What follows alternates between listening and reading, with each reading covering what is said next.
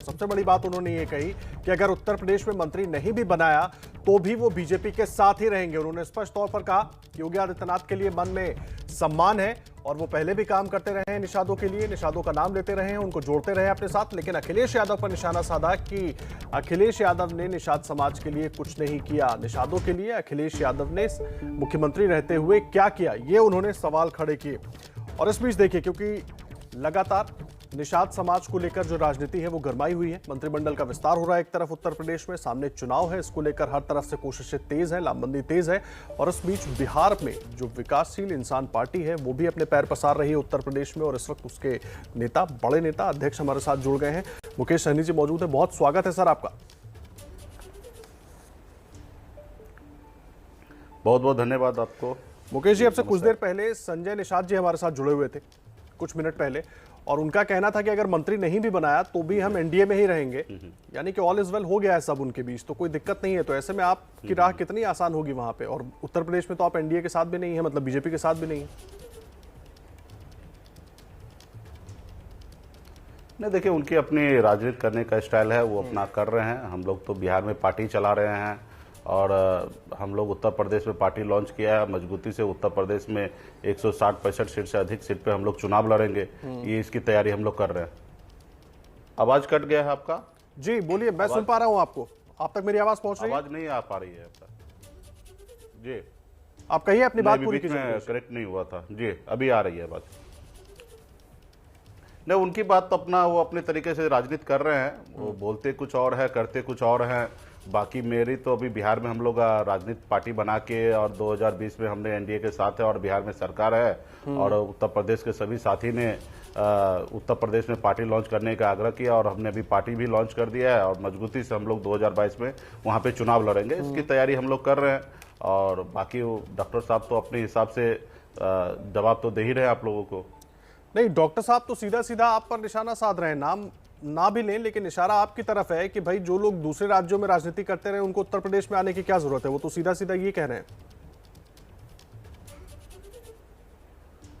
नहीं, मेरा एक ही मानना है कि समाज को पूरे भारत में जोड़ना है। मैं आज भी हम फूलन देवी जिंदा है, मैं मानता हूं।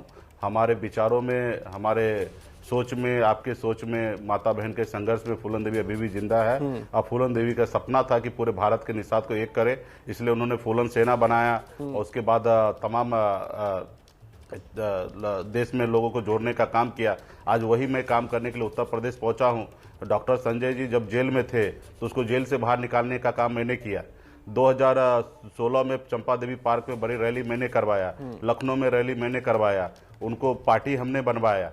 तो सारे चीज हमने सामाजिक संगठन बना के हमने उत्तर प्रदेश में 2016 में भी, 17 में भी हमने काफी काम किया।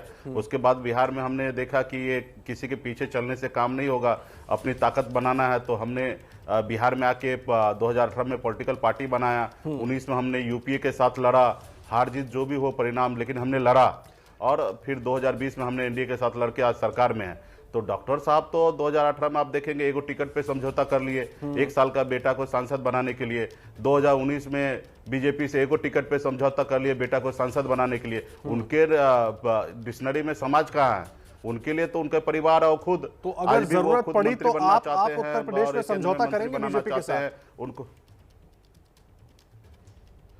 बिल्कुल ही नहीं। मेरा स्पष्ट है कि आरक्षण नहीं तो गठबंधन नहीं, इस आरक्षण नहीं तो गठबंधन नहीं, ये नारा से मैं उत्तर प्रदेश में जा रहा हूं और मैं मजबूती से तैयारी कर रहा हूं। मेरे लिए निषाद समाज सर्वोपरि है। मैं निषाद समाज के आरक्षण के लिए लड़ाई लड़ रहा हूं। मैं मुंबई से बिहार में आया था तो मैं मंत्री या पार्टी बनाने के लिए नहीं आया था।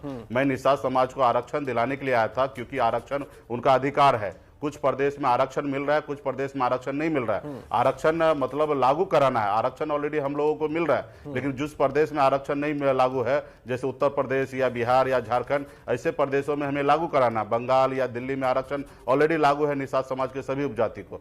तो मेरा काम है आरक्षण लागू कराना। ये तो मैं पार्टी बनाया और चलते चलते मैं आज मंत्री बना, ये मेरा मंजिल नहीं है। मेरा मंजिल दिल्ली है और दिल्ली से मुझे आरक्षण दिलाना है समाज को, ये मेरी लड़ाई है। नहीं तो यूपी के लिए बिहार में तो आप मंत्री हैं, बहुत ये नहीं है।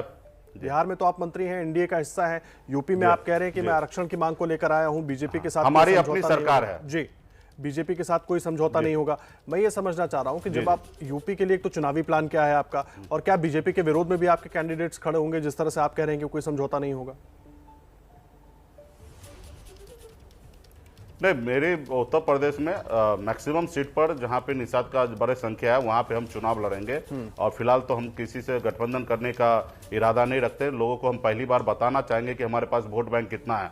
हमने बिहार में भी हमने साबित किया कि हमारे पास 15%, हम बोलते नहीं करके हमने दिखाया बिहार में कि हमारे पास 15% वोट है। और जब बिहार में जो पॉलिटिकल पार्टी को लग गया कि मुकेश सहनी के पास 15% वोट है तो लोगों ने आगे बढ़ के आया और गठबंधन हमारे साथ किए। तो उसी तरीके से उत्तर प्रदेश में जो हम बोल रहे हैं कि 15, 17, 18% हमारे पास वोट है, तो वो मैं 2022 में हम पहले लड़ के और दिखाएंगे कि ये हमारे पास वोट है। और हम अगर सब साथी को जो सामान्य विचार वाले लोग हैं उन सबको अगर हम जोड़ पाते हैं तो निश्चित तौर पे हम 10-20 विधायक बना पाएंगे। तो हम अकेले अपने दम पे 10-20 विधायक बना पाएंगे तो फिर मुझे किसी के सामने में गिड़गिड़ाने की आवश्यकता नहीं है कि हमको डिप्टी सीएम बना दीजिए, हमसे गठबंधन कर लीजिए। हम अभी उत्तर प्रदेश में चुनाव लड़ेंगे, परिणाम जो भी हो। हमने 2019 में भी चुनाव लड़ा, परिणाम जो भी हो, लेकिन हम एक टिकट पे समझौता नहीं कर सकते। तो इसलिए उत्तर प्रदेश में हम लोग, हाँ, आरक्षण अगर दे देते हैं केंद्र सरकार तो निश्चित तौर पे हम हर तरह का समझौता करने के लिए तैयार है। हम अपनी पार्टी भी अगर किसी पार्टी में विलय करना हो तो हम कर देंगे, मुझे कोई एतराज नहीं। सिर्फ निषाद समाज को आरक्षण चाहिए, क्योंकि मेरी जो लड़ाई है नहीं, ये पार्टी विलय आप सिर्फ यूपी के लिए कह रहे हैं कि अपनी पार्टी, आपकी जो आज हम पार्टी विलय की जो आप बात कर रहे हैं मुकेश जी, ये सिर्फ उत्तर प्रदेश के हम देश में ही राजनीति करना छोड़ देंगे। ठीक है, हम देश में ही राजनीति करना छोड़ देंगे, देश में ही हम राजनीति करना छोड़ देंगे। हमारा तो एक ही एजेंडा है कि निषाद समाज को आरक्षण दे दे। और जब आरक्षण लागू हो जाएगा तो मुझे राजनीति करना, मेरे लिए कोई ये नहीं है कि मैं राजनीति, आज मैं इस जगह पे जो पहुंचा हूं ये मेरी मंजिल नहीं है। ये रास्ते चलते चलते एक पैराव है जहां पे मैं आज मंत्री बना हूं। ठीक है, तो हमारा स्पष्ट है कि उत्तर प्रदेश में हम लड़ेंगे, बिहार में भी लड़के हमने दिखाया। आज हम उत्तर प्रदेश में लड़ेंगे और मजबूती से हम अपने लोगों को जिताएंगे और अपनी ताकत दिखाएंगे कि हमारे पास जितना % वोट बोल रहे हैं तो अभी उत्तर प्रदेश में। मैं उत्तर प्रदेश पहली बार नहीं, 2016 से लगातार मैं काम कर रहा हूं। मुकेश जी, अभी तक आपकी केंद्र के नेताओं से बात हुई है इस विषय को लेकर, जिस आरक्षण को लेकर आप उत्तर प्रदेश में राजनीति करने के लिए आगे बढ़ रहे हैं, पार्टी का विस्तार कर रहे हैं, इसके लिए आपकी बात हुई है? क्योंकि वो चुनाव सामने है और जाहिर सी बात है किसी को जोड़ना है तो अभी जोड़ना है, या नहीं होगा तो अभी नहीं होगा। माननीय गृह मंत्री, नहीं, हम माननीय गृह मंत्री जी से 2015 से ही लगातार अमित शाह जी से संपर्क में हैं। बातचीत हुआ, बीच में बातचीत नहीं हो पा रहा था, कनेक्ट नहीं था, तो हमने उनके साथ राजनीति भी करना छोड़ दिया था। मैं यूपी के साथ चला गया था, फिर से मैं एनडीए में आया हूँ। तो इस आरक्षण पे हमारे खुल के, हम फरवरी में भी हमने माननीय गृह मंत्री जी से इस पर चर्चा किया। उन्होंने भी आश्वस्त किया कि आने वाले समय में हम देखते हैं इस पर बेहतर क्या कर सकते हैं, हम करेंगे। तो इस तरीके से बात हो रहा। बाकी उनकी अपनी पार्टी है, उनकी अपनी राजनीति है, उनकी अपनी सोच है, वो कब करेंगे क्या करेंगे। मुझे पता है कि मांगने से कुछ नहीं होगा। अधिकार अगर आपका है तो छीनना पड़ेगा। तो मैंने आज बिहार में हम मांगते मांगते रोड पे मैं पहले धरना करता था, प्रदर्शन करता था, जो मछुआरा का इशू को लेकर लड़ता था, आज वो काम में डिसीजन लेता हूं कि ये करना है। आज मुझे किसी के सामने बोलने की जरूरत नहीं, क्योंकि हम उस जगह पे पहुंच चुके हैं। एक बात समझना चाहूंगा, आप कह रहे हैं मांगने से कुछ नहीं होता। संजय निषाद जी से हम बात कर रहे थे, वो कह रहे थे कि योगी जी लगातार निषादों के लिए काम करते रहे हैं तो उनसे मांगने की जरूरत ही नहीं है, थोड़ा देर सबेर होता है, हो सब कुछ जाएगा। मुझे मालूम है ना, मैं मांग मांग के थक चुका हूं। संजय निषाद जी आज से मांगते होंगे। हम 2015 से उस समय में भारतीय जनता पार्टी के राष्ट्रीय अध्यक्ष और आज के गृह मंत्री श्री अमित शाह जी से 2015 से मैं राजनीति कर रहा हूं, उनके साथ हूं। 2014 में हमने उनके लिए काम मैंने किया है। तो मुझे पता है कि हम 2014 से आज तक हम मांग ही रहे हैं। और बीच में हमने पॉलिटिकल पार्टी बनाया है 2018 में, और 20 में आज सत्ता में है। तो कुछ चीजें तो राज्य सरकार में हम मांग नहीं रहे हैं, हम ऑर्डर कर रहे हैं। आज जैसे पूरे बिहार में मछुआरा को इंश्योरेंस कराना है, तो हम आज ऑर्डर दिए कि ये होना चाहिए, कि सरकार की पॉलिसी है, होना चाहिए। सरकार की जो भी पॉलिसी है जमीन तक उतारना चाहिए। मैं ऑर्डर कर रहा हूं कि वो काम होना चाहिए।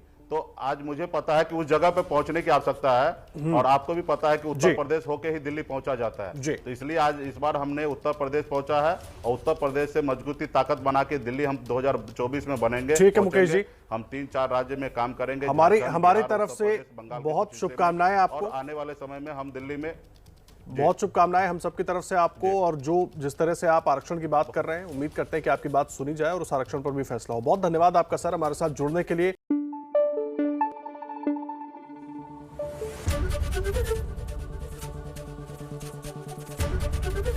एबीपी न्यूज आपको रखे आगे।